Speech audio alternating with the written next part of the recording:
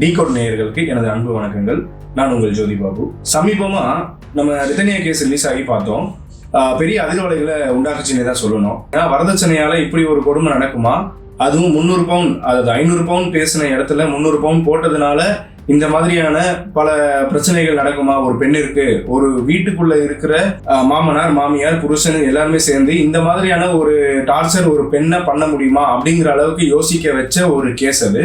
இன்னுமே அது கோர்ட்ல கேஸ் நடந்துகிட்டு தான் இருக்கு. அப்படி போய்கிட்டு இருக்க இந்த டைம்ல இப்போ ரீசெண்டா மதுரையில அப்பன் திருப்பதி போலீஸ் ஸ்டேஷன் அங்க பணிபுரிகிற ஒரு காவலர், அவர் டிராபிக் இன்ஸ்பெக்டரா இருக்கிறாரு அப்படிங்கிற மாதிரி நமக்கு செய்தி ஊடகங்கள்ல பார்க்க முடியுது. அவரோட மனைவிக்கு அவர் வரதட்சணை கொடுமை பண்ணதா புகார் கொடுத்திருக்காங்க. மேலும் அவங்க ராஜாஜி அரசு மருத்துவமனையில அனுமதிக்கப்பட்டிருக்கிறதாவும் நமக்கு செய்தி ஊடகங்கள்ல பார்க்க முடியுது. என்ன நடந்தது அப்படிங்கறத அலசி பார்த்துடலாம் வாங்க. மதுரை அப்பன் திருப்பதி போலீஸ் ஸ்டேஷன், அதுல காவலரா பணிபுரிஞ்சிட்டு இருக்காரு பூபாலன். அவருடைய தந்தை விருதுநகர் மாவட்டம் சாத்தூர் என்ற ஊர்ல இன்ஸ்பெக்டரா பணிபுரிஞ்சிட்டு வராருன்ற செய்திகளும் நம்மளால பார்க்க முடியுது. தேனி மாவட்டத்தை சேர்ந்தவங்க தங்கப்பிரியா, இவங்க ஆசிரியரா பணிபுரிஞ்சிட்டு வராங்க ஒரு தனியார் பள்ளியில. பூபாலன் அவரோட மனைவி தான் தங்கப்பிரியா. இவங்களுக்கு கல்யாணம் ஆனது 2017ஆம் வருஷம். 2 குழந்தைகள் இருக்காங்க. 7 வயதில் ஒரு பையனும் 5 வயதில் ஒரு பையனும் இருக்கிறான். கடந்த 8 வருடங்களா இவங்க 60 பவுன் நகையும் போட்டிருக்காங்க, டௌரியா வாங்கியிருக்காங்க, பிளஸ் புல்லட் பைக்கும் வாங்கியிருக்காங்க. இதுக்கப்புறமும் இது பத்தாம 10 பவுன் இப்போ ரீசெண்டா கேட்டு அவங்கள ரொம்பவுமே துன்புறுத்தி அடிச்சு உதச்சி அவங்க கழுத்தை வச்சு நெரிச்சு பசங்களையும் விட்டு அடிக்க விட்டு இதெல்லாமே பண்ணி துன்புறுத்தி அவங்களோட மைண்ட் செட் அந்த டைம்ல கண்டிப்பா நினைச்சு கூட பார்க்க முடியாத அளவுக்கு அவங்க மனவேதனையில இன்னைக்கு வெளியே வந்து புகார் அளிச்சிருக்காங்க. அந்த காவல் ஆய்வாளர் பூபாலன் தன் தங்கையிடம் அவர் மனைவியை அடித்து துன்புறுத்தினதை பேசுறாரு. இந்த வாய்ஸ் ரெக்கார்ட் நமக்கு ரிலீஸ் ஆகி நம்ம மனசை ரொம்பவுமே உழுக்குதுங்க. நான் வந்து கழுத்தை போட்டு நெரிச்சிட்டேன், ஒரு நம்பி விட்டுட்டேன், மூஞ்செல்லாம் வீங்கி போயிருக்கு. அவங்க இதை கேட்டு புகன்னு சிரிக்கிறாங்க. அது எப்படி அவங்களால சிரிக்க முடியும்? அவங்களும் ஒரு பெண் தான், அவங்களும் ஒரு வீட்டுக்கு வாழ போயிருக்காங்க. இதே பிரச்சனை, இதே மாதிரியான ஒரு சிச்சுவேஷன் அவங்களுக்கு வந்தா இதே அண்ணனும் அவங்க அம்மாவும் சிரிச்சுக்கிட்டு தான் இருப்பாங்களா?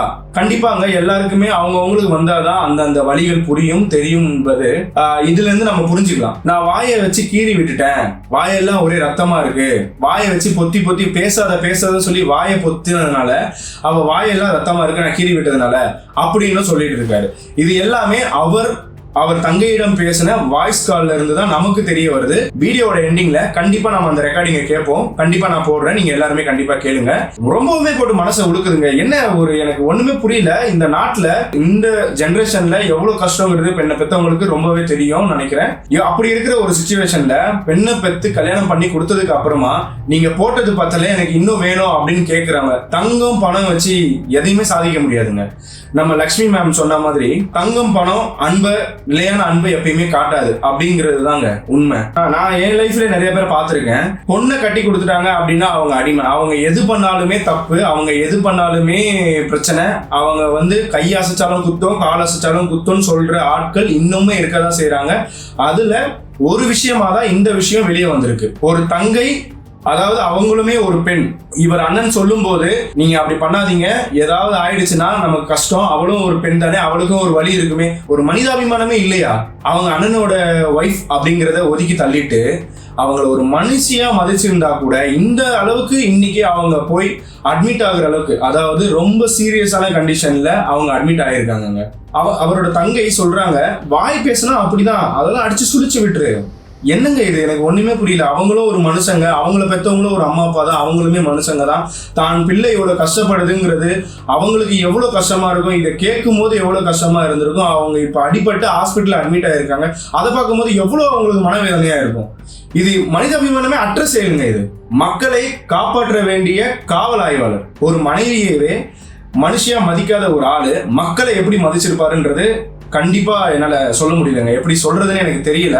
அடுத்ததா ஒரு விஷயம் என்னன்னு பாத்தீங்கன்னா, அவர் ஃபோன் காலில் பேசும்போது நான் வந்து என் பையன் வந்தான், நான் ஒன்றும் இல்லடா சும்மா விளையாண்டுருக்கிறேன் அப்படின்னு, அதாவது மனைவி மேல இவர் உக்காஞ்சி பலர்னு அடிச்சிருக்காரு. அடிச்சுட்டு இருக்கும்போது பையன் வந்திருக்கான். என்னப்பா அப்படின்னு கேட்கும்போது அவன் அதிர்ச்சியா பார்த்துருக்கான் என்ன நடக்குது அப்படின்னு சொல்லிட்டு, அப்பா விளையாண்டுருக்கேன்டா நீயும் வா அப்படின்னு சொல்லியிருக்கான். அந்த குழந்தையுமே வந்து அடிச்சுட்டு என்ன சும்மா வாய் பேசுற, வாய் வச்சுட்டு கம்முனு அப்படின்னு சொல்லிட்டு மிரட்டி இருக்கு. அப்போ இவரோட செயலால இன்னொரு அரக்கன் உருவாயிட்டு இருக்கான்.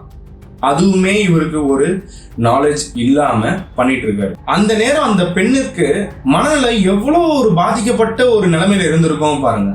தந்தை மகன் இருவருமே அவங்களோட பணியிலிருந்து பணியிடை நீக்கம் பண்ணிட்டாங்க. பணியிடை நீக்கம் பண்றதுங்கிறது just suspension. we don't need suspension, we need justice. So அந்த 4 பேருமே முடிஞ்ச அளவுக்கு சீக்கிரமா கண்டுபிடிக்கிறதுக்கான துரிதமான செயல் நடந்துகிட்டு தான் இருக்கு.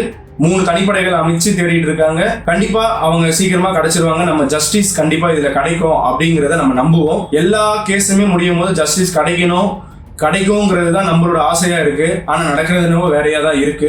அப்படி இருந்தாலும் இதுல ஒரு புதுசா ஏதாவது ஜஸ்டிஸ் கிடைக்கும் அப்படின்றத நம்புவோம்.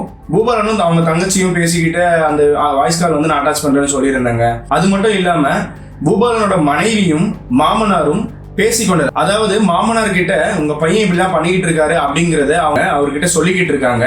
அந்த ரெக்கார்டிங்குமே செய்தி ஊடகங்கள்ல ரிலீஸ் ஆயிருக்கு, நம்ம பார்த்திருப்போம். அது மட்டும் இல்லாம பூபாலன் அவங்க அம்மா கிட்ட பேசிக்கிட்டு இருந்த அந்த ரெக்கார்டிங்குமே செய்தி ஊடகங்கள்ல ரிலீஸ் ஆயிருக்குங்க. நான் இந்த 3மே அட்டாச் பண்றேன், கண்டிப்பா பாருங்க.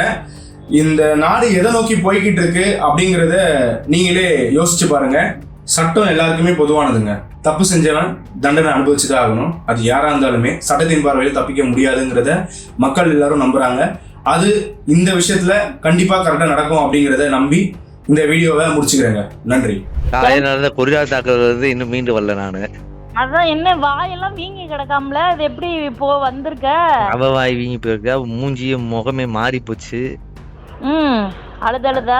அழுது இல்ல, பராண்டி விட்டே மூஞ்சி மாறி போச்சு. அந்த அளவுக்கு பராண்டிட்டியா? நான் பேசுன அப்படி அவ பேசுன எரிச்சலா வரும். வாய முறி வாய பொத்தி அந்த இடத்த பூரா நகத்தை வச்சு கீறி வாய் ஊரா இதாயிப்போச்சு. ஓவரா கத்துனால தொண்டைய பிடிச்சி நம்பி விட்டுட்டேன். இப்ப வலிக்குதுன்றா. காலை வச்சு லாக் பண்ணல, முட்டி லாக் ஆயிடுச்சு. யாருக்கு? அவளுக்கு நொண்டி நடந்துகிட்டு இருக்கா. உடனே 10 பேர் சேர்ந்து அடிச்சு போட்ட மாதிரி இருக்கும் போல. உடம்ப நல்லா மாதிரி சுருட்டி எடுத்துட்டேன், காலையில வச்சு வளைச்சு நெளிச்சிட்டேன். காயங்கள் வேற, உதட்டுல ஏற்பட்ட காயங்கள் வேற ஆயிப்போச்சு. சொல்லி வச்சிரு, வாய் ஓவரா பேசினா அப்படித்தான் இருக்கும். அப்படித்தான் அப்படின்னு சொல்லிட்டேன், சொல்லி வச்சுட்டேன். அவங்க நீ பேசக்கூடாது, அவங்கள பத்தி இது பண்ணக்கூடாது. இல்லல, நான் அவங்களதான் இது பண்ணணும்னு நான் சொல்லவே இல்லை. விஷுக்க கூட்டு போங்க, இருக்க வைங்க. அவன் இப்ப பெரிய பையன், அவன் பாத்துக்கோ. சின்னவனுக்கு வந்து அவன் போன டக்குன்னு இதாகுது. அவன் கொஞ்சம் வளர்ந்த பின்னாடி கூட கூட்டு போங்க. கூட்டிட்டு போறதுக்கு என்ன பிரச்சனை? இப்ப ஏன் வந்து அப்படியே டாபிக்க மாத்திர, நீயும் டாபிக்க மாத்திட்டு பேசாதனே. நீ அது தப்பு, நான் சொல்லிட்டேன் சத்தம் போட்டுட்டேன். இப்போ ஒரு 4 நாள் கழிச்சு வராங்க போல, 2 நாள் கழிச்சு வராங்க போல. எதுக்கு கூட்டிட்டு இவனை சின்னவனை கூட்டு போறதுக்கு, போய் ஒரு வாரம் வச்சிருந்து அனுப்புறதுக்கு ஏதோ பண்றா போல. செய்வா செய்யக்கூடிய ஆள் தானே, புதுசாவா செய்யறா? எங்க வீட்டுல பேசக்கூடாது, வைக்க கூடாது, வாங்க கூடாதுன்னு இவங்க பேசுறாங்கன்னு வச்சுக்கோ. நீ இந்த மாதிரி எல்லாம் பண்ணிக்கிறது, இங்க வராதிங்க, இங்க வர்றதுக்கு வேலை உங்களுக்கு இல்லைன்னு சொல்லிடு. அவங்கள்ட்ட எல்லாம் அவங்கள்ட்ட நேராவே பேசு. இல்லாத நேரத்துல வந்துட்டு எதுக்கு போறீங்க அப்படி இப்படின்னு கேளு. நீங்க எல்லாம் என்னத்த சொல்ற என்ன? எனக்கு அப்படியே காலையெல்லாம் வந்துச்சு. வாய்ஸ் நோட் போட்டு விட்டேனே, பாத்தியா? கேட்டியா? அதான் சொல்லிட்டேன். சொத்த போற தங்கச்சி போல எழுதி வைப்பேன். தங்கச்சி போல. அப்புறம் அவளே சொன்னா, ஆமா அந்த சொத்துக்காக நாங்க உட்கார்ந்துட்டு இருக்கோம் பாரு, இது பண்ணிட்டு இருக்கோம் பாரு, அப்படி இப்படின்னா. அதுக்கப்புறம் நீங்க தானே சொன்னீங்க, இதுக்கு முன்னாடி தங்கச்சிக்கு இந்த நகை கம்மியா போடுன்னு சொன்னீங்க, இது பண்ணி எதுக்கு இவ்வளவு போடுறீங்கம்மா, கம்மியா போடுங்கம்மா, அடுத்து பார்த்து போட்டுக்கணும், நீங்க தானே சொன்னீங்க. அது அப்படித்தானே சொன்னேன். இப்ப அதுதான் சொல்ற, நினைச்சு பேசுவீங்க, அப்படித்தாடியா சொல்ற? இருடி, ஓமல சத்தியண்டி, என் தங்கச்சிக்கு இருக்க சொத்த போறா இனிமே தங்கச்சிக்கு தான், எனக்கு ஒரு பைசா தேவையடி. அப்ப இது வாங்கினா உன் தலையில ஆச்சு, சத்தியம் பண்ணு ஓடிட்டான். என்ன ஒரு ஏன் தலையில எதுக்கு சத்தியம் பண்ணிக்கிறீங்க பண்றீங்க? ஆமா, நீ நம்ப மாட்டேங்கிறல்ல, இந்த உன் தலையில அடி சத்தியம் பண்றேன் நான், அப்படிதான் அவ தலையில அடி சத்தியம் பண்ணிட்டேன். இது என்ன எதுக்கு கொண்டு வரா இந்த பஞ்சாயத்துல? அப்பயே கேட்டேன் நைஸா. பிரியா, அவரு மாமா நம்பர் இருந்தா கொஞ்சம் கொடு, அவன் டிரைவர் ஏதோ மாத்தி ஏதோ சொல்லிருக்கான் போல, தப்பாகி என்ன நினைக்க போறாங்க, அவர்கிட்ட கொடுத்துரு. நான் வந்து இது யதார்த்தமா தான் சொன்னேன். இந்த மாதிரி பேசும்போது அவன் தான் சொன்னான், சென்னைக்கு ஏன் வரலையான்னு இல்லை டிரைவர் கேட்டேன். இல்ல டிரைவர் கேட்டவொடனே அப்ப யாருங்க வாங்கி கொடுக்குறதுன்னு கேட்டது தெரியாதுன்னுட்டான். நான் சொல்லல அவர்கிட்ட, எங்க மாமா தான் 70 லட்சம் ரூபா கொடுத்து வாங்கி கொடுத்துருக்காரு, பரவாயில்ல சொல்லி நான் சொல்லல அவர்கிட்ட. இவங்க இது தப்பா நினைச்சுக்க போறாங்கம்மா, அவர் நம்பர் மட்டும் கூட நான் பேசிக்கிறேன் அப்படின்ட்டு. இப்ப எதுக்கு இந்த டாபிக் தேவையில்லாம உள்ள வருது? இல்லம்மா அவங்க இதான் என்ன இது தப்பா நினைச்சுக்க போறாங்களாம்மா, அதுக்கு தம்மா அப்படின்னு சொல்லி அது கம்முன்னு ஆயிட்டா. நீ ஏன் சொன்ன? ஆமா நான் சொன்னேன்னு சொல்ல வேண்டியது. இல்ல இன்னும் சொல்லலன்றது தெரியணுமா எனக்கு, அப்பதான் ஒரு பயம் இருக்கும். இவன் நம்பர் வேற கேட்டுக்கிட்டு இருக்காப்பன்றது விட்டு தெரியணும். தெரிஞ்சாதான் இவன் 60 லட்ச ரூபா 70 லட்ச ரூபா போட்டு வீடு வாங்கி கொடுத்துருக்கேன் சொல்றேன். இவன் சொல்லாம நினைக்கிறேன் சொல்லி அது வேற மாதிரி ஆகி போச்சுன்னா என்ன பண்றது? இவ பேசலாமா? அடுத்த டாபிக் பேசலாம் புதுசு புதுசா. நம்ம டாபிக் ஏதாவது பேசினா இப்ப எதுக்கு தொண்டை வலிக்குது, ஹாஸ்பிட்டல் போகணும். எதுக்கு ஹாஸ்பிட்டல்? எனக்கு குடும்பமே போய் ஹாஸ்பிட்டல் போய் உட்காடுறது. எனக்கு தாம்மா உடம்புலாம் என்னமோ 10 வயசு இந்த அடிச்சு போட்ட மாதிரி இருக்குமா, உனக்கா வலி தாங்க முடியல. அவளை போட்டு நான் லாக் பண்றேன். அவளை ஒரு எரும மாட்டை போட்டு நான் லாக் பண்றப்ப எனக்கு வலிக்காத உடம்பு. அந்த உடம்பு அந்த மலைப்பாம்பு மூவ் பண்ண விடாம புடிச்சு 4 பக்கமும் வளைச்சது என் உடம்பு டேமேஜ் ஆயிருக்கு. என்ன பண்ணா? அவன் தனுஜ போய் பாத்துக்கிட்டே இருந்தேன். என்னடா பண்றீங்கன்னு. சும்மா அப்பா விளையாண்டுகிட்டு இருக்கவா வந்து விளையாடுன்னு அவன் ஏறி அம்மா கிட்ட மேல ஏறி தூக்குன்னு இந்த குத்து சொல்லிட்டான். அவன் அம்மா பேசுறப்ப ஏய் வாய முடி, நீ வாய முடு, கத்தாத வாய முடு அப்படின்றாங்க அம்மா. அது ஏய் வாய மூடு நீ கத்திக்கிட்டே இருக்க, வாய முடு அப்படின்றான். இல்லப்பா அம்மா வந்து இதா பேசுறேன்ப்பா, அவ இருப்பா நான் பேசிக்கிறேன் பண்றான் அவன் அவங்கிட்ட. எப்ப பார்த்தா இந்த அப்படின்ட்டு போகுது அது. அதுக்கப்புறம் தான் மதியத்துக்கு மேல போன் அடிச்சு பேச வச்சேன். அவங்க அதான் அவ சொன்னா, அதையும் சொன்னா அதான் எங்க அப்பா அது சொல்லிக்கிட்டு தான் இருக்காரு, வேணாம் நான் தான் சரி இல்லப்பா என் வாழ்க்கைப்பா அப்படின்னு இவன் அடிக்கடி சொல்லுவான் போலமா, வேணாத்தான்னு இவன் கூப்பிட்டே இருப்பான் போலமா. அவன் கூட்டிட்டு போய் தொலை, அதைத்தான் சொன்னேன், கூட்டு போய் வைக்க வேண்டியதானே. அப்ப என்னத்துக்கு வேணாத்த இங்க இருந்து ஏன் உயிரை போட்டு வாங்குற நீ? அதனாலதான் உங்க அப்பா நீ மட்டும் சொல்ற என்னமோ ஏத்தி விடுறாரு. இப்ப தெரியுதா உங்க அப்பாவை ஏன் பிடிக்காது எனக்கு, இப்படி அப்படி நல்ல மாதிரி பேசுற. அந்த பக்கம் போய் வேணாத்தான் சொல்லி இந்த மாதிரி தான் பண்ணுவாரு, எனக்கு நல்லாவே தெரியும். அதனால உங்க அப்பாவை டிஸ்டன்ஸ்ல வச்சிருக்கேன் நான், தேவையில்லாம இது உள்ள விடாம தேவையில்லாம அப்படின்ட்டேன். அவங்களை ஏத்தி விடுறேன்னு சொல்றேன். இப்ப தெரியுதா உங்க அப்பா சொல்றாரு, உங்க அப்பா சொல்றது இதேதான் சொல்றாப்புல. அதனாலதான் நான் அவர் இது பண்ற கிடையாது, விட்டுற கிடையாது அந்த ஆள்கிட்ட அப்படின்னு. வெளியே பேசுற நம்ம கிட்ட பேசுறதுமா, அந்த பிள்ளைகிட்ட என்னத்த அப்படின்னு அப்படி இந்த பக்கம் இப்படி தெரியா வேணாந்தா வாத்தான்றது இந்த பக்கம் அப்படி இது பண்ற வைக்கிற. கூட்டிட்டு போறதுக்குள்ள விருப்பம் இல்ல, கூட்டிட்டு போயிருவேன் நம்மள பயமுறுத்துற மாதிரி. புரியுதா? நீ வந்து கூட்டிட்டு போன சந்தோஷம்டா, பெரிய கும்பிடு போட்டு கிளம்புங்கடான்று. எப்படியோ வாழ்ந்துட்டு போயிடலாம் இப்படி இருக்கிறதுக்கு. நம்ம என்னத்த சொல்ல, படாதத்துல படுது. சங்கு புடிச்சு நம்பி விட்டுட்டேன். சங்கு குளவரை ஒரு குடிச்சு விட்டுனேன். பாவம் தொண்டை கட்டிச்சு, வலி எச்சி விட முழுக்க முடியல போல, வலிக்குது போல. ஆளே ஒரு மாதிரி ஆயிட்டா, அங்க போனங்கிட்டா சங்கடம் தானே. சொனங்கிட்டா முகங்கெல்லாம் அப்படி மாறி போச்சு, முகம் இழுத்து விட்டது, முகத்துலதான் அடிபடுது. அப்புறம் எப்படி துமுறு ஏன் இப்படி பேசுற? அப்ப பேசுற அதத்தான் சொன்னேன், ஒரு பேசுனா அப்படித்தான். அப்ப தேவையெல்லாம் பேசாத நீ வாய மூடு, இல்லன்னா இப்படித்தான் நடக்கும். ஏன் அப்படி சொன்னாலாம்? நீ என்ன சொன்ன? எங்கள்கிட்ட கட் பண்ணிட்டே இல்ல, கட் பண்ணி வச்ச உடனே என்ன சொன்ன? அவங்ககிட்ட பேசக்கூடாது நீ என்னடி சொல்றது? என்ன நல்லா தெரிஞ்சுக்க. இல்ல இந்த விஷயத்த பூரா வீட்டு விஷயத்த பூரா எதுக்கு நீங்க சொல்றீங்க? அவங்ககிட்ட எதுக்கு சொன்னீங்க? வீட்டு விஷயத்த பத்தி எதுக்கு சொல்றீங்க? வீட்டு விஷயத்த பத்தி சொல்றா, எங்க அப்பா அம்மா கிட்ட தான் சொல்ல முடியும் வீட்டு விஷயத்த. நல்லா தெரிஞ்சுக்க, அவங்க தான் இந்த வீட்டுக்கு பெரியவங்க, அவங்ககிட்ட தான் நான் சொல்ல முடியும். புரியுதா? ஒண்ணு அப்ப வந்து அன்னைக்கு பிரச்சனை நடந்தப்ப நீதானே பேசுன எங்க அப்பா அம்மாட்ட அப்படின்னு சொன்னேன். அன்னைக்கு போன் அடிச்சு இந்த மாதிரி கேக்குறாரு, 10 பவுன் கேக்குறாரு, நீதானே சொன்ன எங்க அப்பாட்ட. அப்புறம் என்ன அப்பா மட்டும் மாமனா தேவைப்படுதா உனக்கு அப்படின்னு. ட்ரெண்ட ஃப்ரெண்ட் ஆக்கிக்கோங்க. தந்தி டிவியின் சப்ஸ்கிரைபர்ஸ் அண்ட் ஃபாலோவர்ஸ் குடும்பத்துல நீங்களும் இணையுங்க. மாமா அதை நான் சொல்லிட்டேன் மாமா. நான் என்னன்னா என்னால எவ்வளவு புரிய வைக்க முடியுமோ நான் புரிய வச்சுட்டேன். ஆனா திரும்ப நையன்னு எப்ப பார்த்தாலும் பொருள் காசு அடுத்தவங்க கிட்ட அப்படி புடுங்குறதுலயே ஆர்வமா இருந்தா என்ன மாமா? நான் சொல்லிட்டேன், நம்மனால என்ன முடியுதோ வைக்குதோ அதை வச்சு நம்ம ஓட்டுவோங்க, அதை வச்சு நம்ம செய்வோங்கன்னா கேட்க மாட்டோம். அன்னைக்கு இப்படிதான் என்ன சொல்லிட்டாரு, இல்ல இடம் ஒண்ணு வருது, அதை நம்ம பார்த்து என்ன ஏதுன்னு பண்ணுவோம் வைப்போம். அப்பா கூட சொன்னாரு, என்னமோ நீங்க இது பண்ணிட்டு இருந்தப்ப ஏதோ புரோக்கர் வந்து இந்த மாதிரி சொன்னாங்க வச்சாங்க. அப்ப கூட அப்பா சொன்னாரு, காசை வாங்கி ஏன்டா அப்படி தேவையில்லாம செலவு பண்ணிக்கிட்டு இருக்கீங்க, இப்படி சேர்த்து வச்சு இடம் வாங்கலாம்ல அப்படின்னு சொன்னாரு. இந்த மாதிரி ஒரு ஐடியால இருக்கு, ஒரு வாங்குவோம் வைப்போம், அப்படி நம்ம வைக்கிறதா இருந்தா உன் நகை தேவைப்படும், நகையை வச்சு வாங்கலாம் அப்படின்றாரு. ஏன் நகையை வச்சு எதுக்கு இடம் வாங்கணும்? ஏன் காசு சேர்த்து வச்சு வாங்க முடியாதா? அப்படியே நம்ம இடம் வாங்கினாலும் இப்ப அதுக்குரிய அவசியம் என்ன இருக்கு? இப்ப பொழப்ப பார்த்துட்டு பிள்ளைகளை படிக்க வைக்கிறத அதை பார்க்கலாம்ல மாமா.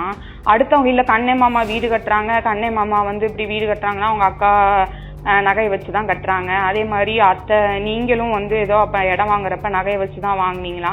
சரிங்க இருக்கட்டும், அப்போ அவங்களுக்கு அந்த தேவை இருந்திருக்கு வாங்கியிருக்காங்க. நம்ம இப்போ ஒன்றும் இல்லையே, அவசியம் இல்லையே, இப்பயே எதுக்கு வாங்கணும் அப்படின்னா, இல்லை நான் சொல்லி வைக்கிறேன், சப்போஸ் வாங்குறதா இருந்தால் நம்ம நகையை வச்சு தான் வாங்குற மாதிரி இருக்கும். ஆனால் நீ வந்து என்கிட்ட எதையுமே எதிர்பார்த்துறாத, புருஷனா என்கிட்ட எதையுமே நீ இதுமாரி எதிர்பார்க்காத கேட்காத. சரி எதையுமே எதிர்பார்க்காத கேட்காதன்றீங்க, அப்போ என்கிட்ட மட்டும் எந்த உரிமையில நகையை கொடுன்னு கேட்குறீங்க அப்படின்னா, நீ விட்டு கொடு, அதுக்கப்புறம் நான் பார்த்து எல்லாமே பண்ணுறேன். அப்போ விட்டு கொடுத்தாதான் எல்லாமே பார்த்து பண்ணுவீங்களா? என்ன விட்டு கொடுத்தா பாட்டுவா போல நீ வந்து கொண்டு தான் பொழைச்சிக்கிட்டு இருக்காங்களா அப்படின்னு சொல்றாரு மாமா அவரு. இருக்காங்களா நீ எதுவும் கொண்டு வந்து கொடுத்து எதுவும் பொழைச்சிக்கிட்டு 20 வருஷம் பொழைச்சிருக்காங்களாப்பா? அதத்தாமா அது சொல்றாரு மாமா, நம்ம வாங்குவோம் பொழைச்சிக்கிட்டா இருக்காங்க அப்படியே சொல்லாதீங்கப்பா அப்படின்னு சொல்றாரு மாமா அவரு. நீ விட்டு மாமா, எனக்கு நான் என்ன சொல்றேன், இப்ப அதுக்குரிய தேவை இல்லையில மாமா.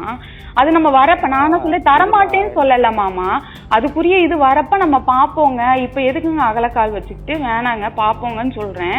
அது என்னன்னா மாமா, நம்மள வந்து ஒரு இது அப்படியே பிரச்சனை பண்ணி இப்படி டார்ச்சர் பண்ணி அது இது அது இதுன்னு எனக்கு என்னன்னா அப்படி மணி மைண்டடாவே இருக்கிறது. என்ன தருவாங்க என்ன செய்வாங்க அப்படின்ற அந்த ஒரு தாட்லயே பிரச்சனை பண்ணிட்டே இருக்க மாதிரி இருக்கு மாமா. எனக்கு ஒண்ணும் இல்ல மாமா, நான் அந்த அப்பா காசுல இது பண்றேன் மாமா.